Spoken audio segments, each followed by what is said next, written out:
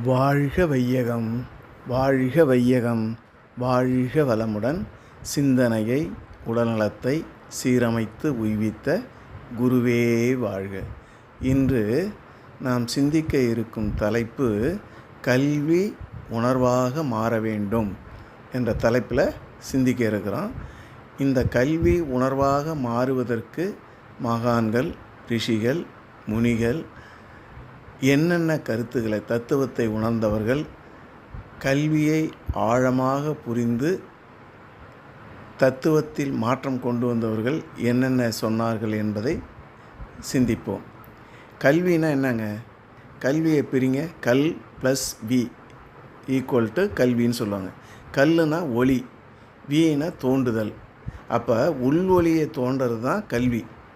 இப்போ அருட்தந்தை வேதாத்திரி மகரிஷி 14 அம்ச திட்டங்கள் கொடுத்துருப்பாங்க இல்லைங்களா? அதில் 11வது திட்டம் என்னங்க? செயல் விளைவு உணர்கல்வி. நீங்கள் கட்டக்கூடிய கல்வி உணர்வாக மாற வேண்டும். அப்போ சொல்லுக்குள்ளே பொருள் உண்டு, பொருளுக்குள்ளே உணர்வுண்டு. உணரும் பொழுது தான் கல்வி முழுமை பெறும். இப்போ அம்மான்னு சொல்கிறோமே, அது சொல். அம்மா என்று சொல்கிற பொழுது அம்மா உருவம் ஞாபகத்துக்கு வருது பாருங்கள், அதுதான் பொருள். அம்மா ஞாபகத்திற்கு வந்த உடனே அந்த தாய்மை, கருணை நம் நெஞ்சில் பதிகிறது. அது உணர்வு. நாம் படிக்கிற படிப்பு சொல்லை படித்து பொருளை தெரிந்து உணர்வுக்கு போகணும். சொல்லுக்கு வேலை காது வரலைன்னா, பொருளுக்கு வேலை நெஞ்சு வரை.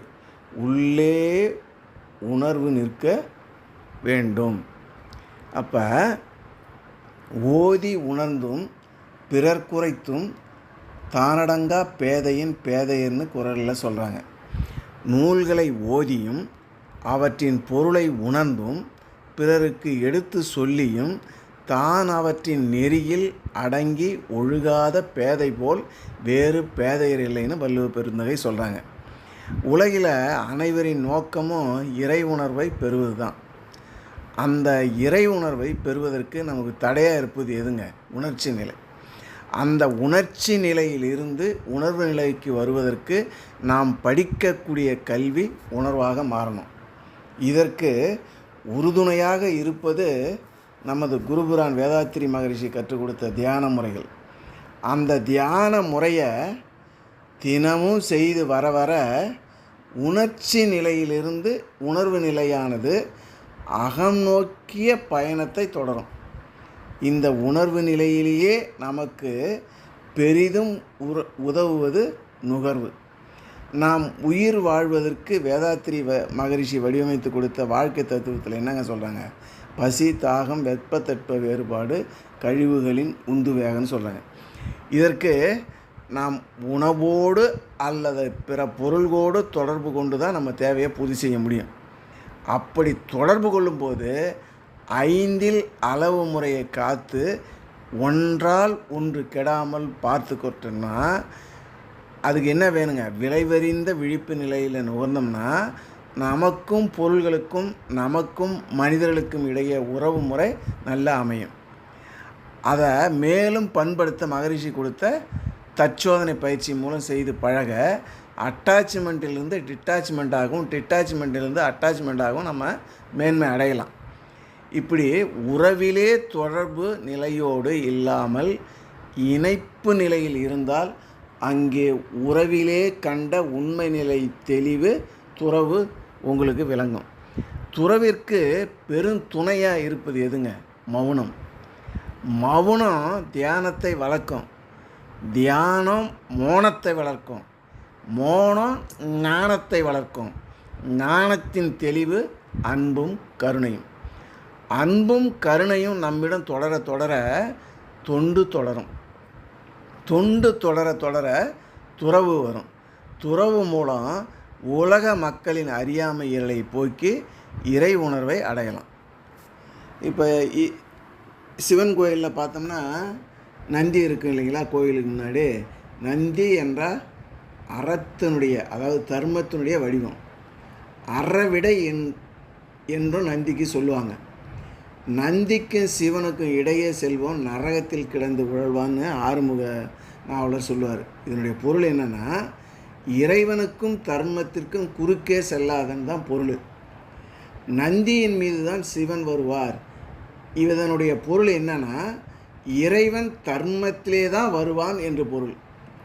கைலாயத்திற்கு செல்பவர்களை வாசலில் நின்று நந்தி பெருமான் பொற்புறம்பால் அடித்து அவருடைய அறநெறி வாழ்க்கையை வைத்து தான் கைலாயத்துக்கு அனுப்புவாங்களாம். இதனுடைய பொருள் என்னென்னா, தர்ம நெறிப்படி அறநெறிப்படி வாழ்க்கையை மேற்கொண்டவர்கள் தான் இறைவனிடம் செல்ல அனுமதின்னு பொருளாகும்.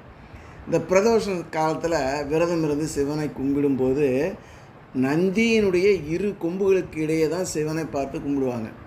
இதனுடைய பொருள் என்னென்னா, தர்ம அற எல்லைக்கு உள்ளவாறே தான் இறைவனை தரிசிக்கணும்னு பொருள். கல்வி கற்பதற்கு முன்பு தர்மங்களை அறநெறிகளை ஒவ்வொருத்தவங்களும் கற்றுக்கணும்.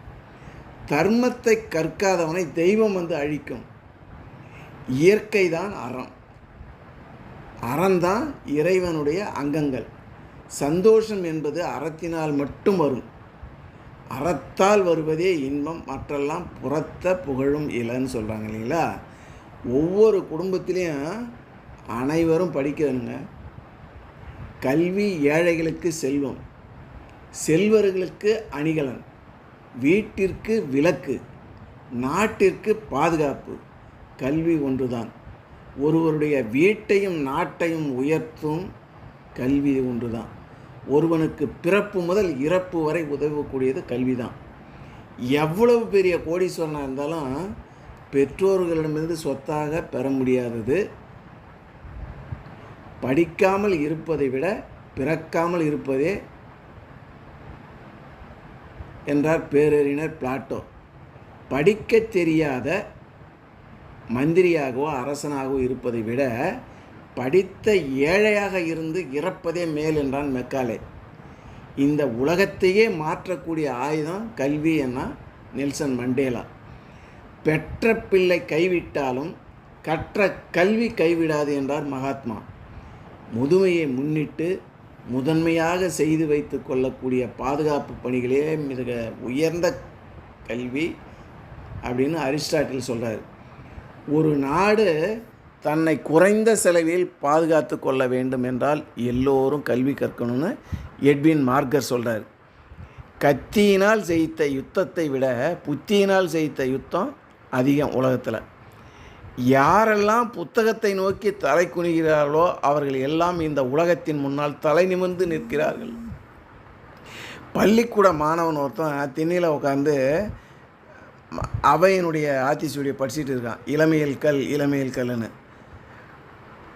அந்த வழியாக போன பாரதியார் சிரித்தபடியே முதுமையில் மண்ணுன்னு தன் நண்பன்கிட்ட சொல்லிட்டு போனான். எப்படி கல்வி கற்கலைன்னா நமக்கு முதுமை காலத்தில் யாரும் நமக்கு உதவ மாட்டாங்கன்றது தான் அது பொருள். இளமையில் கல் என்கிறது ஆத்திச்சூடி. எண்ணும் எழுத்தும் கண்ணனத்தகம் கைப்பொருள் தன்னில் மெய்ப்பொருள் என்கிறது கொன்றை வேந்தன். கற்கை நன்றே பிச்சை புகினும் கற்கை நன்கே என்கிறான் அதிவீரராம பாண்டியன். வெள்ளத்தால் போகாது, வெந்தனலால் வேகாது, வேந்தராலும் கொல்லத்தான் இயலாது, கொடுத்தாலும் நிறைவின்றி குறையாது, கல்லர்க்கோ மிக அறிவது, காவலோ மிக எளிது, கல்வி எனும் உள்ளத்தே பொருள் இருக்க உலகெல்லாம் பொருள் தேடி உழல்வது ஏன் என்று விவேகா சிந்தாமணியில் சொல்கிறாங்க. மனவளக்கலையில் பயிற்சி எடுத்து பட்டம் பெற்ற அறிஞர்கள் அருட்செல்வர்கள் பெற்றிடும் குழந்தைகள் எப்படி இருக்குன்னா கருவிலே திருவுடைய குழந்தையாக தான் இருப்பாங்க.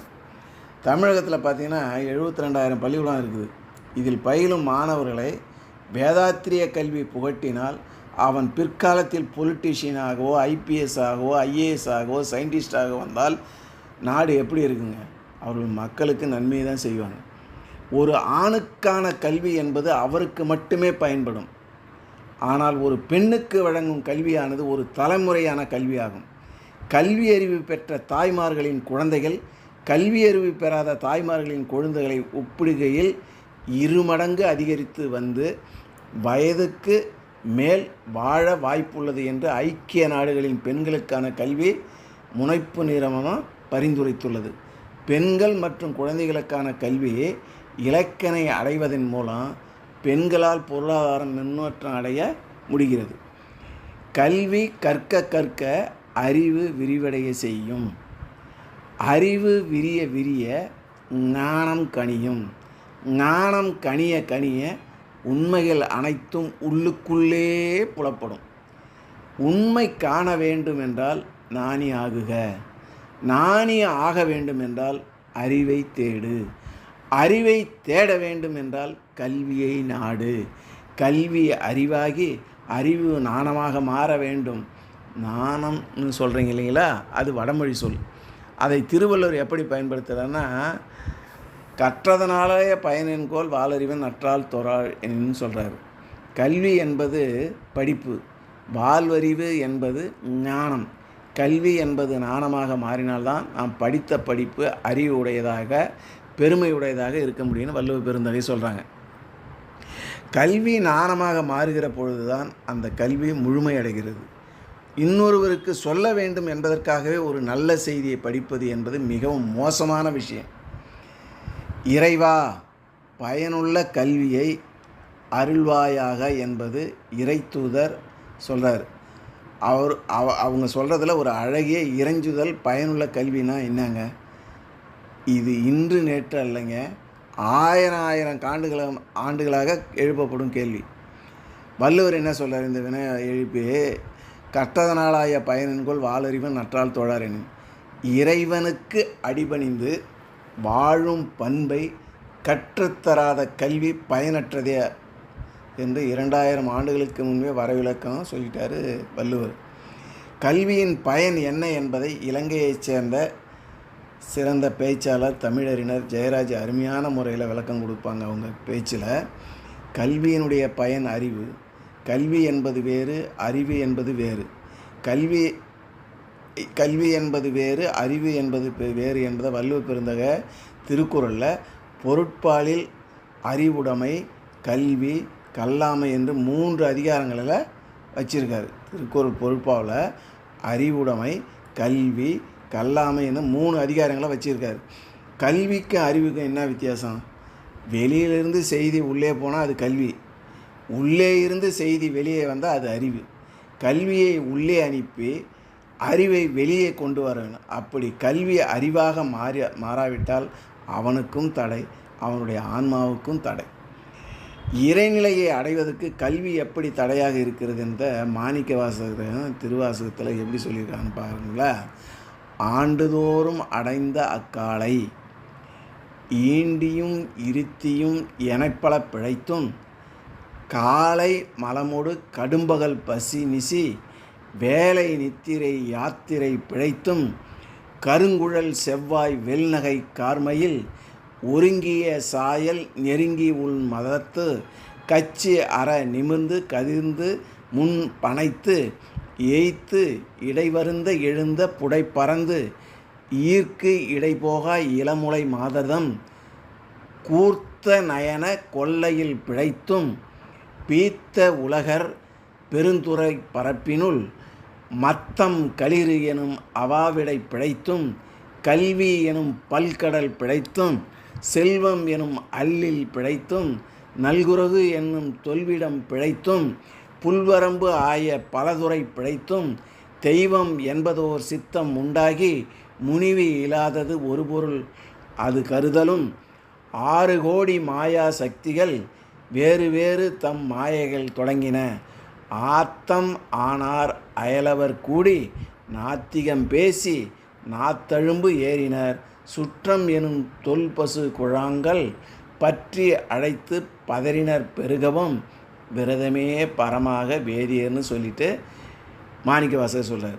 இதே திருவாசகத்தில் சொல்கிறது எப்படின்னா, வைத்த நிதி பெண்டீர் மக்கள் குலம் கல்வி என்னும் பித்த உலகில் பிறப்போடு இறப்பு என்னும் சித்த விகார கலக்கம் தெளிவித்த வித்தக தேவர்க்கே சென்று ஊதாயின்னு கோதும்பி அப்படின்னு சொல்லி திருவாசகத்தில் சொல்கிறாங்க. எப்படி உங்களுக்கு உள்ள அறிவு மறைச்சிருக்குதுன்றதுக்கு சொல்லணும்னா, ஒரு அழுக்கான துரு பிடிச்ச செம்பு பாத்திரத்தை புளி உப்பை கொண்டு கழுவுறோம். அப்போ கழுவும் போது அதில் உள்ள அழுக்கு நீங்கி அந்த செம்பு பாத்திரம் பளபளக்கும். இந்த செம்பு பாத்திரத்தின் பளபளப்பு எதிலேருந்து வந்ததுங்க? உப்பு புளியிலேருந்து வந்ததா அல்லது செம்பு பாத்திரத்திலிருந்து வந்தால் செம்பு பாத்திரத்தில் உள்ள அழுக்குகளை நீக்கிய பிறகு செம்பு பாத்திரத்தில் இருந்து தான் அந்த பளபளப்பு வந்தது. அப்போது செம்பு பாத்திரத்தில் உள்ள அழுக்கை போக்குவது மட்டுமே உப்பு புளியினுடைய வேலை. பிறகு நாம் தண்ணீரை கொண்டு அந்த செம்பை கழுவும்போது புளியும் உப்பும் சேர்ந்து காணாமல் போயிடும். அதுபோல் நமது அறிவு வெளியே வந்த பிறகு கல்விக்கு அங்கே வேலை இல்லைங்க என்பது தான் இந்த உதாரணத்தை சொல்கிறாரு இலங்கை ஜெயராஜ். அடுத்தது இன்னொரு உதாரணம் சொல்லுவார். வீட்டில் உள்ள குப்பைகளை போக்குவதற்கு நம்ம தொடப்பத்தால் பெருக்கிறோம். குப்பைகளை தொடப்பத்தால் பெருக்கி பின் தொடப்பத்தை எங்கே வைக்கிறோங்க? அது அந்த குப்பையை வைக்கும் இடத்துல தான் தொடப்பத்தை வைக்கிறோம். அதுபோல் இங்கு குப்பை காலியான பிறகு எப்படி வீடு பளபளக்கிறதோ அதுபோல் கல்வியானது உள்ளே சென்று நம் அறிவை ஒளிர வைக்கும். நம்ம விவசாயத்துக்கு பம்ப் செட்டு யூஸ் பண்ணுவோம் இல்லைங்களா? அப்போ என்ன பண்ணுவோம்? அந்த பைப்பில் தண்ணியை வெளியே இருந்து உள்ளே ஊற்றுவோம். அந்த பம்பு செட்டில் இன்லெட்டில் புட்வால்வு இருக்கும். அந்த மோட்டரை இயக்கும்போது முதலில் அவுட்லெட்டு பைப்பு வழியாக ஊற்றிய தண்ணீர் வெளியே வந்துடும். பிறகு தான் கிணத்துல உள்ள தண்ணீர் வரும். ஃபுட்வாலில் ஹோல் இருந்தால் என்ன ஆகும்? நம்ம ஊற்றும் தண்ணீர் கீழே தான் போயிடும். அதனால் பயன் ஒன்றும் இல்லை.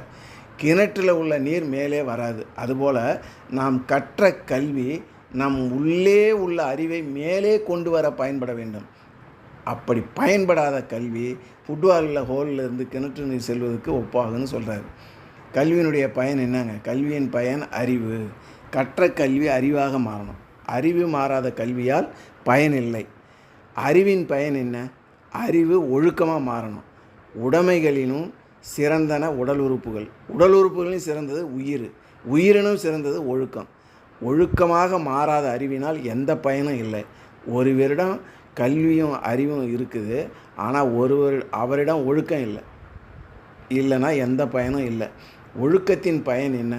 ஒழுக்கம் அன்பாக மாறணும். ஒருவரிடம் கல்வி அறிவு ஒழுக்கம் ஆகிய இருந்ததுன்னா அன்பு இல்லைன்னா எந்த பயனும் இல்லை. அன்பின் பயன் என்னங்க? அன்பு அருளாக மாறணும்.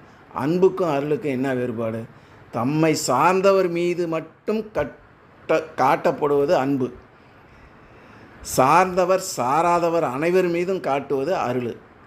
அருளின் பயன் என்ன? அருள் துறவாக மாற வேண்டும். துறவு என்பது துறவம் இல்லைங்க. உலகில் வாழ்ந்தாலும் உலக பற்றற்று வாழ்வது. பற்றற்றான் பற்றை பற்றுவது சரி. துறவின் பயன் என்ன? வீடு பேறு அல்லது மோட்சத்தை அடையிறது. இப்போ சொல்லி வந்த வயசில் சொல்லுங்கள். வேதாத்திரி மகரிஷி 14 அம்ச திட்டம் மாதிரி வரும். ஃபஸ்ட்டு என்னங்க? கல்வி என்பது அறிவை கொடுக்கும். அறிவு ஒழுக்கத்தை கொடுக்கும். ஒழுக்கம் அறத்தை வளர்க்கும். அறம் பாவத்தை ஒழிக்கும். பாவம் குறைய நம்மிடம் உள்ள அறியாமை நீங்கும்.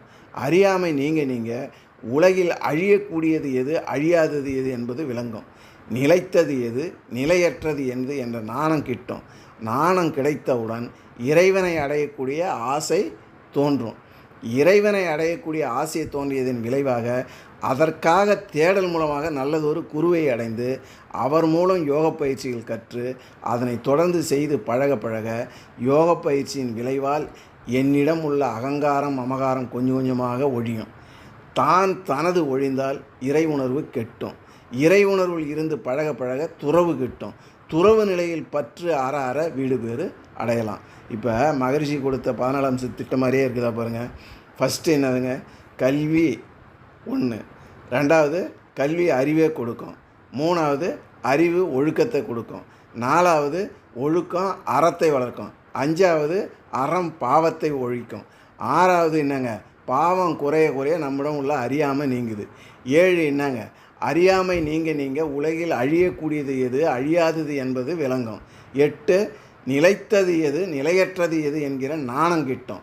9வது சொல்கிறது என்னங்க? நாணம் கிடைத்தவுடன் இறைவனை அடையக்கூடிய ஆசை தோன்றும். 10வது இறைவனை அடையக்கூடிய ஆசையை தோன்றியதின் விளைவாக அதற்கான தேடல் மூலமாக நம்முடைய கர்மாவுக்கு தகுந்த மாதிரி ஒரு குரு கிடைப்பார். அவர் மூலம் யோக பயிற்சிகள் கற்று அதனை தொடர்ந்து செய்த பழக 11வது பாயிண்ட் என்னங்க? யோக பயிற்சியின் விளைவால் என்னிடம் உள்ள அகங்காரம் மமகாரம் கொஞ்சம் கொஞ்சமாக ஒழியும்.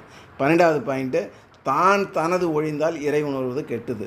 13வது பாயிண்ட்டு இறை உணர்வில் இருந்து பழக துறவு கெட்டது. 14வது துறவு நிலையில் பற்று அற வீடு பேறு அடையலாம். சுய ஒழுக்கத்தில் நான் என்னை பார்த்து கொண்டிருக்கிறேன். தனிப்பட்ட ஒழுக்கம்தான் தர்மத்தின் அடிப்படை பயிற்சி. தொடர்ச்சியாக செய்து வந்தீங்கன்னா ஒழுக்கம் நம்மிடம் மேன்மையை அடையும். ஒழுக்கத்தை தராத கல்வியும் விளைச்சல் தராத வயலும் வீணானது. நல்லவர் என்ற பெயரை பெற்றுத் தருவதோடு நாடு போற்றும் நல்லொழுக்கம் ஆகும். நூற்றாண்டுகள் கடந்த பின்னும் நிலைத்தார் நம் காந்தியடிகள் அனைவரிதும் மனதிலும். காரணம் என்னங்க? நல்ல ஒழுக்கம். ஒழுக்கம் உயிரினும் ஓம்பப் பெறும் என்பது ஆன்றோர் வாக்கு. கல்வி, செல்வம், பதவி எனும் முயற்சிகள் எல்லாம் ஒழுக்கத்துக்கு ஈடாகாத முடியாது. செல்வத்திலும் அந்தஸ்திலும் குறைந்த நிலையில் உள்ளவர்கள் தங்கள் ஒழுக்கமான வாழ்க்கையினால் உயர்நிலையை அடைகிறார்கள். கர்ம வீரர் காமராஜர் பிரம்மச்சாரியாக வாழ்ந்தவர். கல்வி வள்ளல் அவர். ஒழுக்க செயலராக வாழ்ந்தார். ஒருவருக்கும் எல்லாம் இருந்தும் உயர்ந்த ஒழுக்கம் இல்லைன்னா பயன் இல்லைங்க. ஒழுக்கம் இருந்து ஏழையாக இருந்தாலும் உயர்ந்த புகழ் தேடி வந்து சேரும் அவர்கிட்ட. அடியார்கள் என்னும் பெரியதை தருவது தான் ஒழுக்கம், ஆச்சாரம். ஒழுக்கம் என்பது பால் போன்றது. ஒழுக்கத்தோடு ஒழுக்கக்கேடு என்பது விஷம் போன்றது. ஒழுக்கம் என்பது சமுதாயத்தில் ஆண்களுக்கும் பெண்களுக்கும் ஒரே தன்மையாக தான் இருக்கணும். கற்பு நெறியில் தன்னையும் காத்து கொண்டு தன் கணவனையும் காப்பாற்றி தகுதி அமைந்த புகழையும் காத்து உறுதி தளராமல் வாழ்கின்றவள் தான் பெண். கணவன் ஒழுக்கத்தோடு வாழ்ந்து வந்தால் தான் தன் மனைவியிட ஒழுக்கத்தை எதிர்பார்க்க முடியும். கணவன் ஒழுக்கம் கெட்டு வாழ்ந்து மனைவியிடம் ஒழுக்கத்தை எதிர்பார்க்கறது மூடத்தனம். ஒழுக்கம் என்பது பண்பாடு மட்டும் இல்லைங்க. ஒழுக்கம் என்பது உயிர் சார்ந்தது. இன்று ஒரு நாடு சுபிட்சத்துடன் வாழ வேண்டும். ஆனால் அந்த நாட்டு மக்கள் ஒழுக்கம் உள்ளவர்களாக இருந்தால் தான் அது மேம்பாடு அடையும். ஒழுக்கத்துடன் நடந்தால், உண்மையை ஒழிக்காமல் நேர்மையுடன் கடைபிடித்தால் அதற்கு தனி சக்தி உண்டு. மற்றவர்களிடம் பழகும் வித்தையையும் ஒழுக்கத்தையும் சிறு வயதிலே ஒருத்தன் கற்றுக்கணும். அவனே வாழ்வியில் பெரிய மனிதன்.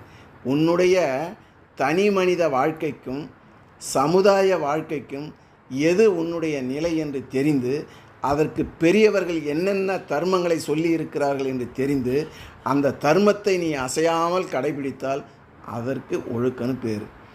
அவரவர் செய்யும் தவறுகள் தான் மதவாதிகளால் பாவங்கள் என்றும், சிந்தனையாளர்களால் தவறு என்றும், அரசியல்வாதிகளால் குற்றங்கள் என்றும் கூறப்படுது. ஆச்சாரம் என்றால் தூய்மை அல்லது ஒழுக்கம்னு பேர். ஆசாரம் என்பது மனிதன் அன்றாட வாழ்க்கையில் பின்பற்ற வேண்டிய ஒழுக்க முறைகள். ஒழுக்கமாக வாழும் வாழ்க்கை தவம், ஒழுக்கங்கெட்டு வாழும் வாழ்க்கை சவம். ஒழுக்கமாக வாழும் வாழ்க்கை தவம், ஒழுக்கங்கெட்டு வாழும் வாழ்க்கை சவம். பண்புகளில் சிறந்த பண்பு ஒழுக்கம். பண்பாட்டை பறைசாற்றுவது உயர்ந்த ஒழுக்கம். எதை இழந்தாலும் திரும்ப பெற்றுடலாங்க. ஒழுக்கத்தை இழந்தால் எல்லாம் போயிடும். கோடி பணம் கொட்டி கொடுத்தாலும் ஒழுக்கம் இல்லை என்றால் ஏழை தான். அவன் பணம் எதுவுமின்றி ஏழையாக இருந்தாலும் ஒழுக்கத்தோடு வாழ்ந்தால் அவன் குபேரன்தான். மனிதனை மனிதனாக இருக்க வலியுறுத்துவது ஒழுக்கம். இப்படி தான் வாழ வேண்டும் என்பது ஒழுக்கம். எப்படியும் வாழலான்றது மூடப்பழக்கம். கண்ணகியும் சீதையும் ஒழுக்கமுடன் வாழ்ந்ததால் கணினி யுகத்திலும் அவர்களை போற்றும். மாதவியும் சூர்ப்பனகையும் ஒழுக்கம் தவறியதால் மண்ணில் இன்றும் அவர்களை பழிக்கிறார்கள். ராமன் ஒழுக்கமுடன் வாழ்ந்ததால் கடவுளானான். ராவணன் ஒழுக்கம் தவறியதால் அரக்கனானான். பறவைகள் கூட ஒழுக்கத்தோடு வாழும்பொழுது பகுத்தறிவு பெற்ற மனிதன் ஒழுக்கம் தவறலாமா? விலங்குகள் கூட ஒழுக்கத்தோடு வாழும்போது விவேகமான மனிதன் ஒழுக்கம் தவறலாமா? ஒரு செயலின் பயனில் கருத்தை செலுத்தும் அளவிற்கு அந்த செயலை செய்யும் முறையிலும் கருத்தை செலுத்தணும். செல்ல வேண்டிய பாதையில் கவனம் வைத்தால் தான் அடைய வேண்டிய குறிக்கோளை அடைவதற்கான வெற்றி ரகசியம் ஒவ்வொன்றாக திறக்கும். பக்தி இருந்தாலும் இல்லாவிட்டாலும் ஒழுக்கம் இருக்கணுங்க. பிறருக்கு ஒழுக்கத்தை பற்றி சொல்வதை விட தன்னிடம் எவ்வளவு இருக்கிறது என்று ஒவ்வொருவரும் நினைச்சு பார்க்கணும். தேவையும் அவசியமும் அதிகமாக நாணயக்கேடும் ஒழுக்கக்கேடும் வளர்ந்து கொண்டே தான் போகும். மக்களின் ஒழுக்கத்தையும் மதியையும் கெடுப்பது மது. பிறருக்கு தொல்லை தராத வாழ்வே ஒழுக்க வாழ்வு. பிறருக்கு தொல்லை தராத வாழ்வு தான் ஒழுக்க வாழ்வு. பக்தி என்பது தனி சொத்துங்க. ஒழுக்கம் என்பது பொது சொத்து. பக்தி இல்லாவிட்டால் இழப்பில்லை, ஒழுக்கம் இல்லாவிட்டால் பாழ். ஒழுக்கம் என்பது சொல்லுகின்றபடி நடப்பதும் நடந்தபடி சொல்வதுமே ஒழிய தனிப்பட்ட குணமல்ல. நம்முடைய மனம் நோகாமல் இருக்க பிறர் நம்மிடம் எப்படி நடந்து கொள்ள வேண்டும் என்று நாம் நினைக்கிறோமோ அதே போல் நாமளும் பிறர்கிட்ட நடத்துகிறது தான் ஒழுக்கம். ஒவ்வொருவரும் மனதை வேலைக்காரனாகவும் மூளையை தலைவனாகவும் வைத்து கொண்டு சிந்திக்கணும்.